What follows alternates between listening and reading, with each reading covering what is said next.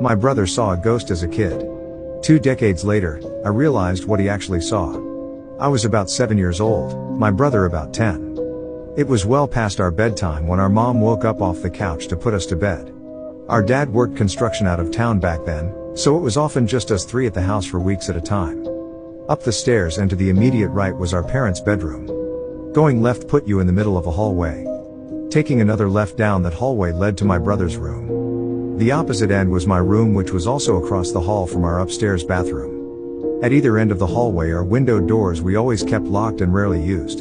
The door on my end led to a balcony overlooking our front yard, and the door on my brother's end opened to our back porch. The house kinda leans into a small hill. My brother and mom both had a habit of waking up in the middle of the night to use the bathroom. I only knew this because I was always a light sleeper and they just couldn't help flushing with the door wide open. This night, however, my brother stopped on his way to his room and came back towards the bathroom. "I'm gonna try to pee before I go to bed. The past few nights I've been too afraid to walk to the bathroom. I keep seeing a man wearing stripes at the end of the hallway." I don't know if my mom wrote it off as my brother telling ghost stories to try to scare me or if she was already half asleep and didn't catch it, but she didn't react at all to my brother's confession. I, on the other hand, was terrified by it. The fear of seeing a ghost like that at the end of the hallway or through the windows is the reason I started running from the stairs to my bedroom at night. Years later, when I was about 18, my mom and I were having a conversation in her car about a dog we had for a very short time when I was little. We were sharing stories about Max's tendency towards destroying my shoes and other unruly behaviors when my mom blurted out, "Do you remember that time I opened the front door for the cops and Max ran inside to the kitchen and started tearing open that big bag of dog food we had?"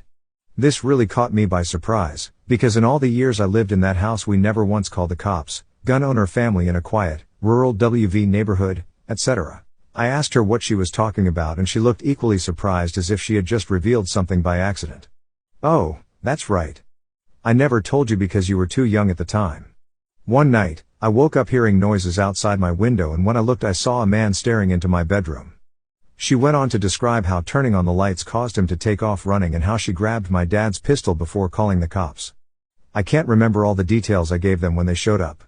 Tall white male, wearing a striped shirt and jeans, short dark hair. Something like that. They said it matched the description of a man they were looking for in the area. It turns out he had escaped from jail on a murder charge.